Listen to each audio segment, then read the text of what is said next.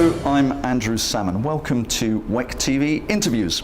Now, one of the names you're going to be seeing a lot as you wander around the conference venue here in Daegu is that of Repsol, the Spanish oil and gas multinational.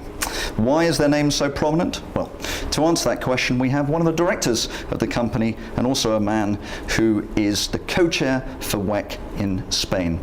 Dr. Gonzalo, welcome to WEC Interviews. Thank you. Arturo, thanks for being here. Let's talk about your participation in the Congress this year. As I said, we see your name all over the venue. What are you doing here? We are operating in more than 30 countries, so we see ourselves as a global oil and gas, a global energy company, and that's why we are global partners of WEC, and that's why we want to have also a prominent visibility and position and activity in this Congress. That's why. Well, that makes good sense.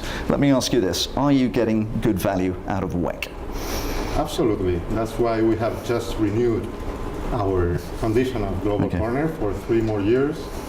Being in WEC gives you a kind of global perspective on our activity. Sometimes you are absorbed by the daily activities. Sometimes you have to take some distance, some perspective, and see globally the energy agenda, what's happening, interchange views and experiences with your colleagues, and WEC and this Congress is the correct place to do it. What do you personally hope to see, do, and who do you hope to meet in the coming days? We are meeting everyone. We are members not only of the Spanish National Committee, but we are also present in other national committees. We are members of the National Committee of Colombia, of Peru, of Brazil, of Portugal. We are step by step engaging with other national committees. So this is also the place to meet other members of these committees and have, as I said, not a national committee view, but a global view. Understood. Okay. Now let's talk about the issue of WEC in Spain. You're the chair for the country. Spain's recently been suffering quite a severe economic problem or two, as have many countries in southern Europe. What sort of effect has that had on the energy sector in Spain? I think this is a story of good and bad news.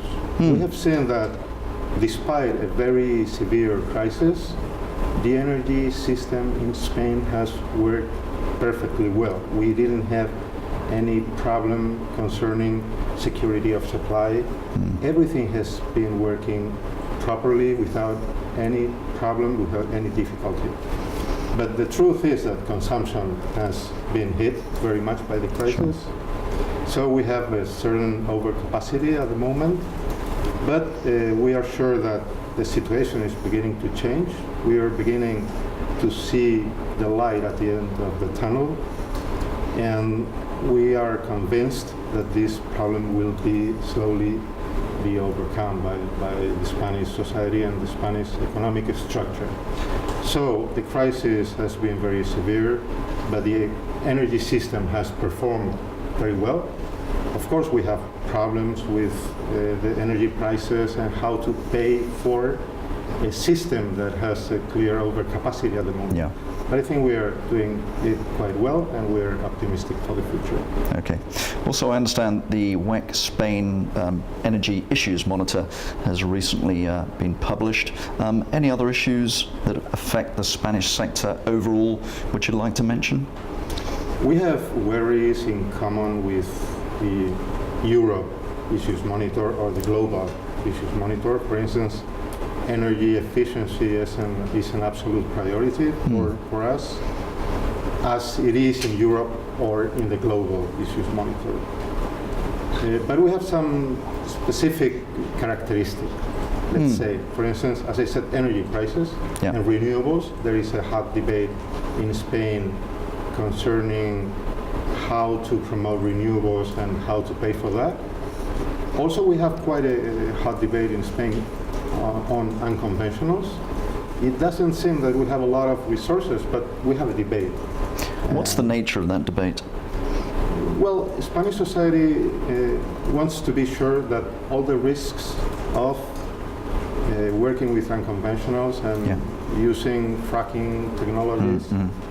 All the risks, as I said, are well understood and well managed and well dealt for. Do you think, I mean, as a European as well as a Spaniard, do you think that the European public in general is familiar with the issues surrounding the unconventionals?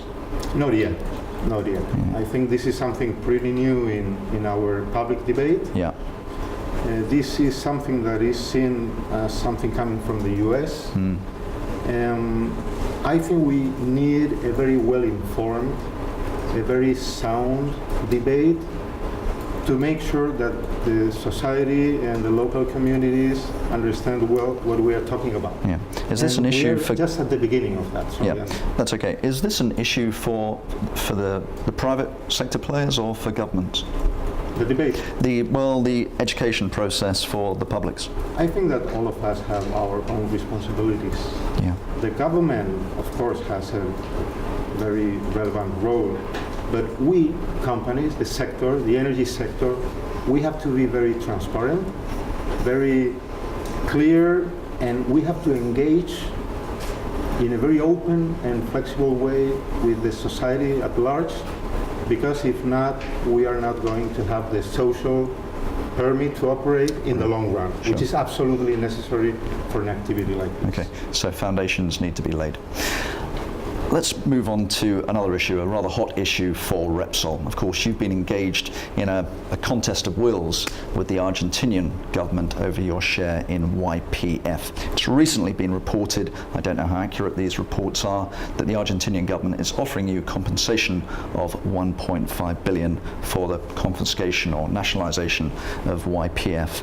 Can you give us any indication of what Repsol's response to this reported offer may be? Well, to my knowledge, that offer hasn't taken place. What we know is that we owned a company and it was confiscated from us 1.5 years ago. This we call a confiscation because no compensation at all was paid for this company. Of course that we understand the right of any country to expropriate those assets that they think that are strategic, but they have to do it according to their own rules in the first place, and that means doing it according to the law and paying a fair compensation in advance. And that hasn't happened. And we've been 1.5 years asking, demanding to be paid what is owed to us. And that hasn't happened yet. So if there is an offer, we still don't know it, and we think that so far that's just speculation. Understood. Arturo, thank you very much for appearing on WEC TV, for discussing some rather sensitive issues, which of course I think the whole sector is watching with great interest. And good luck with Repsol's participation at the Congress here in Daegu in 2013. Thank you very much, Andy. Thank you indeed. Thank you. And for you as well, please don't turn over, don't turn off, don't avert your eyes, keep your eyes on the screen. We've got more information, more interviews, just more good stuff coming up here on WEC TV.